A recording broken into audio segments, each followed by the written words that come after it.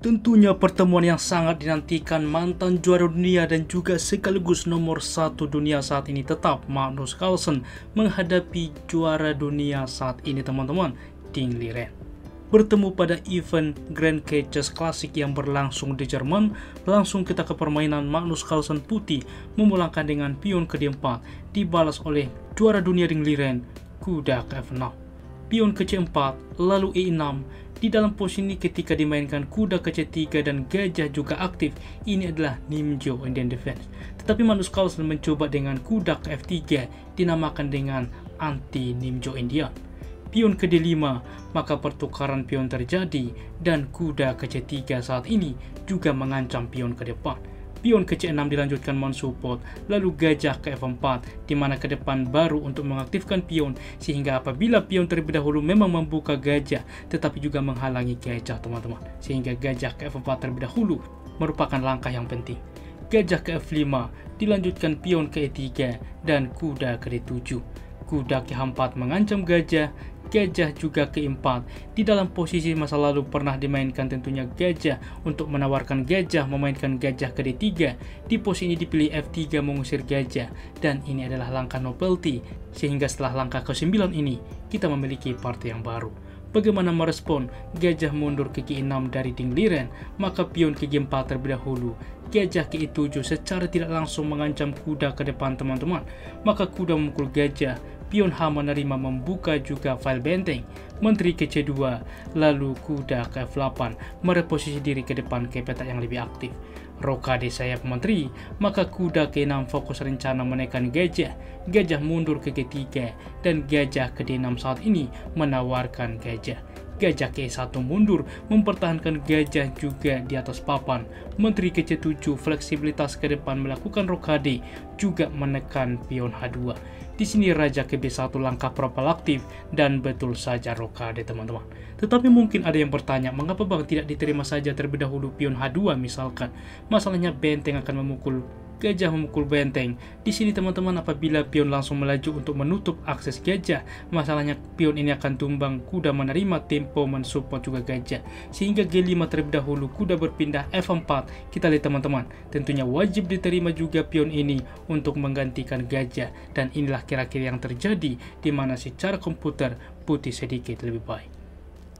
Dan kita kembali ke posisinya. Di dalam posisi ini tentunya fokus rencana dengan rokade terlebih dahulu, maka pion ke H4. Kita lihat bagaimana advance juga serangan dari sayap raja yang coba dimainkan Magnus Carlsen. Raja ke B8 langkah propalaktif juga penting ke depan pengamanan, maka benteng ke G1 mensupport ke depan pion atau juga bermanuver ke baris kedua. Ini yang akan kita saksikan teman-teman.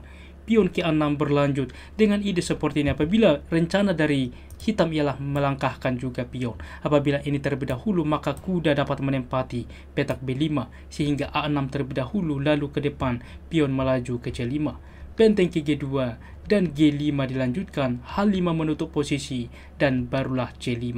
Kita lihat bagaimana pentingnya teman-teman penjagaan terhadap penting B5.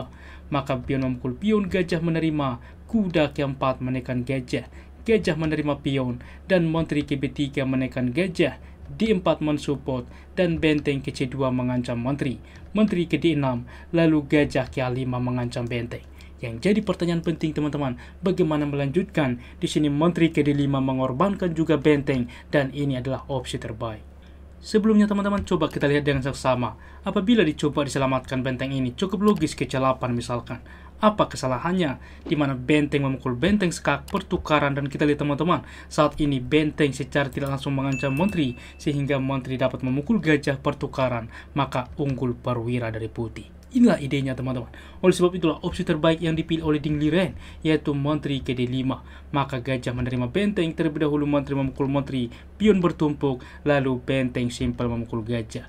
Kuda ke C5 saat ini menawarkan, maka kuda ke D5 berlanjut dengan gajah ke D3 dan kuda ke B4 memforking juga benteng dan gajah. Terlebih dahulu kuda juga langsung memukul kuda, tempo mengancam benteng, pion menerima, maka benteng ke C5 mencegah juga pion ke depan, benteng ke D5, dan di sini benteng ke C4. Sebuah opsi yang menarik teman-teman dibahas juga secara live, bahwa benteng memukul benteng adalah pilihan yang terbaik. Yang pertama, apabila kuda yang menerima, gajah keempat. Kita lihat di sini ke depan juga mengancam, benteng dapat bermanuver ke depan untuk juga mendorong pion H promosi, memaksa pertukaran, mengaktifkan benteng.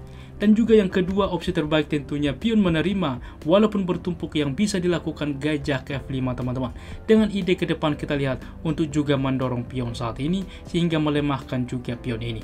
Kuda ke C6 misalkan mensupport pion, tetap F4 diterima, maka saat ini G5 teman-teman. Dengan ide F3 misalkan membuka juga gajah, maka H6 pertukaran, maka tidak diterima karena gajah menerima, yaitu G6 promosi ke depan. Kuda ke E7, maka G7. Di sini raja mendekat, gajah ke E6 mendukung pion untuk promosi teman-teman, sehingga juga saat ini kita lihat bagaimana persaingan benteng ke depan dengan 4 pion ini, dan juga dimanage dengan baik bahwa secara komputer putih lebih baik. Kita kembali ke partai aslinya. Namun di dalam posisi ini Magnus Carlsen tidak menerima benteng, tetapi benteng tentunya juga mundur untuk mengancam kuda. A5 mensupport dan gajah ke4 mengancam benteng, benteng ke D6 dan benteng ke C5 saat ini. B6 mengusir benteng, benteng kembali dan E5 saat ini. Kita lihat bagaimana struktur pion semuanya di petak gelap teman-teman, dan akses benteng juga tidak banyak saat ini. Dan pilihan juga brilian yang dimainkan Magnus, memutuskan memberikan benteng terhadap kuda, dan ini adalah langkah brilian menurut komputer. Pion menerima, maka raja ke C2 saat ini membuka akses benteng ke depan teman-teman. D3 melakukan skak, maka tentunya benteng menerima, pertukaran terjadi, raja menerima, dan gajah ke C1. Dan kita lihat bagaimana juga gajah berbeda warna teman-teman. Secara teori jelas sebanding. Raja ke C4, raja ke C7, raja ke D5, maka mendekat saat ini teman-teman, diberikan juga pion untuk mendekat juga melindungi pion ke depan. Di sini juga hanya memantau pion-pion teman-teman, sehingga saat ini kita lihat mendekat mensupport, dan setelah juga di sini gajah berbeda warna, dan sepakat juga mereka melakukan langkah repetition, dan setelah langkah ke-48 mereka sepakat imbang. Sangat-sangat menarik teman-teman. Berikut tingkat akurasinya. Ulasan permain dari komputer menunjukkan bahwa tingkat akurasi dari Magnus Carlsen 96,6% dengan satu langkah brilian, dan Ding Liren 96,3%, cukup tinggi kedua pemain teman-teman. Demikian ulasan catur hari ini. Jika suka, please like sehingga kami semakin bersemangat lagi di dalam mengupdate konten catur menarik lainnya. Catur Yes Indonesia Jaya. Terima kasih sudah menonton. Sampai jumpa di video selanjutnya. Keep sharing and keep loving. Bye bye.